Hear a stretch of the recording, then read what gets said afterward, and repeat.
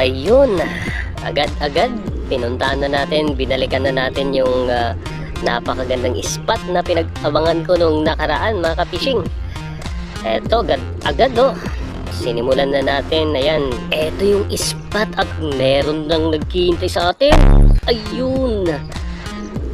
Grabe, agad-agad meron tayong nahuli. Ang ganda talaga tong pag-abangan na to mga ka-fishing oh. Oh, biruin mo yan oh, may 3 fingers na yan. Diyan lang ako nakatingin oh. Oh. At naghihintay tayo ng biglang merong magpakita dyan. Kita yung nagbablock sa taas. Ayun po. Sakpul ulit. Grabe. Talagang matutuwa ka sa spot na to mga ka-fishing. Pero syempre may mga ayun, hindi naman sunod-sunod yan. In-edit lang natin mga ka-fishing. Mag-aabang ka rin siguro ng mga minutes din. Ayan, inedit ko na lang yung part na merong ayun nahuli. Susunod pala si Paul sa atin mga ka-fishing. Eto, uy, meron na naman sa taas. Oh, ayan. Ay sus, grabe.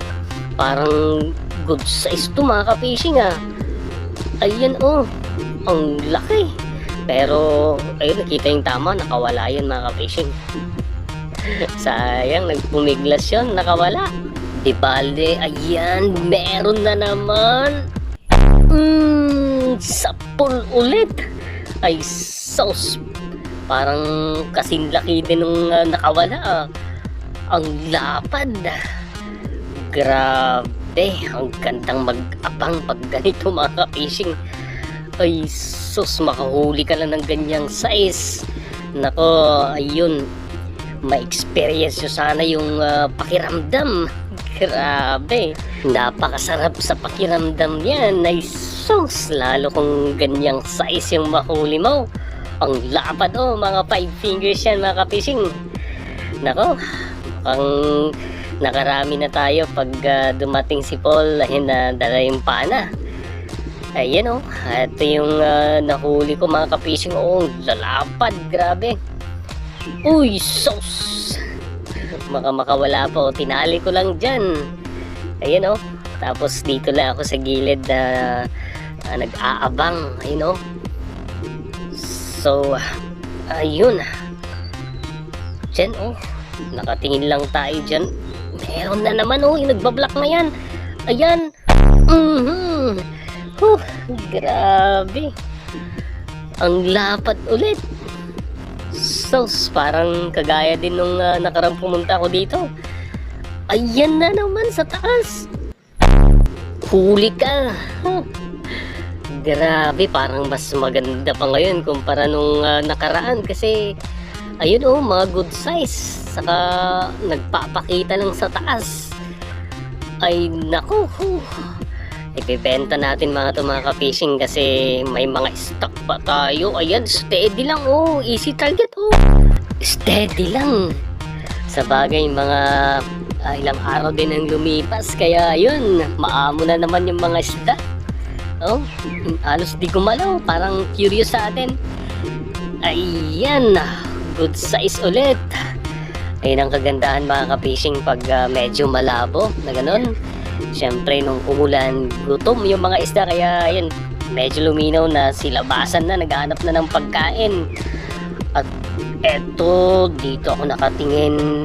Ayan, madalas sa taas. Ayan, oh, ay sus, nangisay sa lakas ng tama oh, kasi yung pana na nabigay ni Sir Romel Vergara ang ginagamit natin. Ayan yung slow mo oh, dumating na pala si Paul.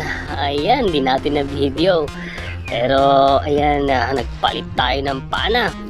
At oh, yun oh, sa sobrang lakas, lumulusot ulit sa lubid. Ayan oh, sariwang sariwa mga ka-fishing oh.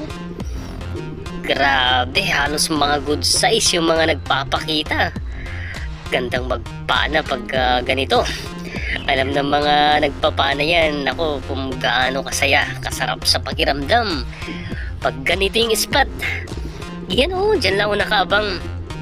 Hihintay ako ng biglang magpa-block dyan. Uy, sa baba naman nagpakita oh, pero tatlo, 1, 2. Eto na lang.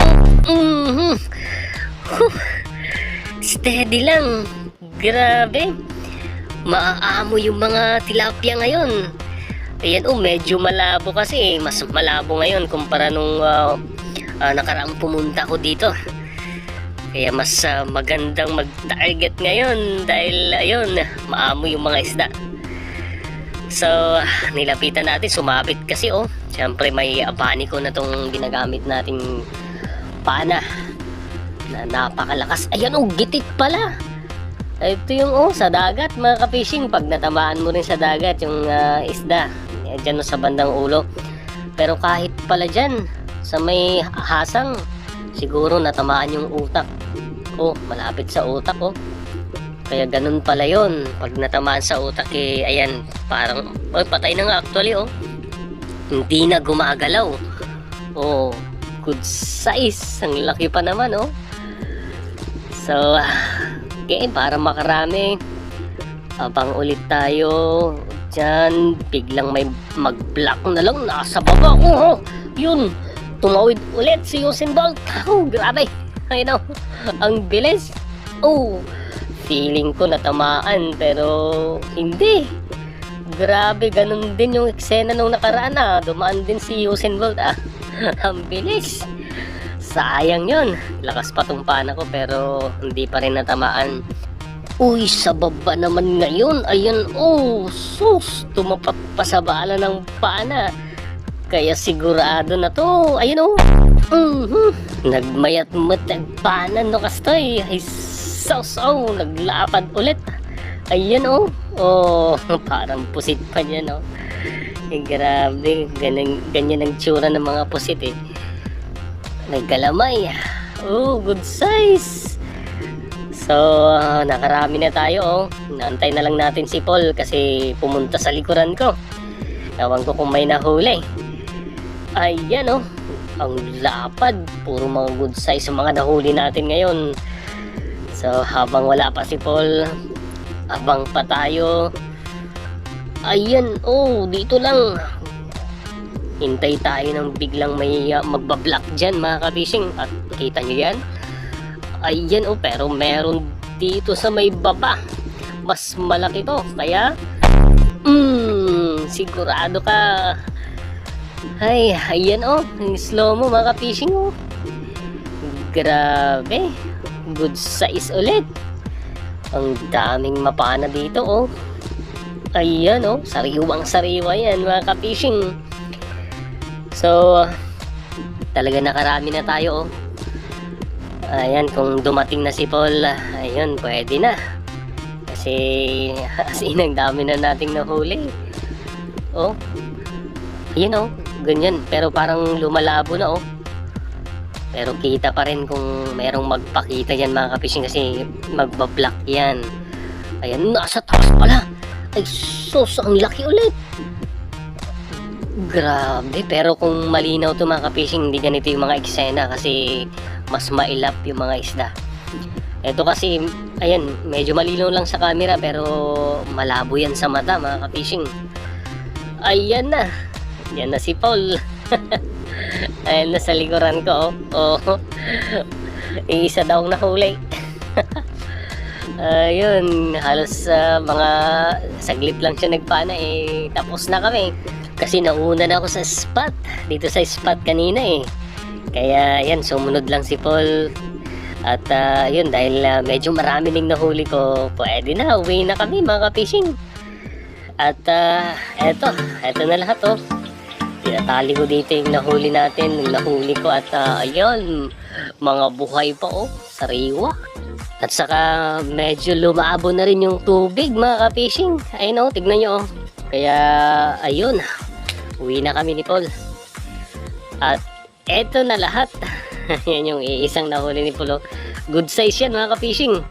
Pero yung mga nahuli natin, grabe, mga good size halos Kaya jackpot na naman.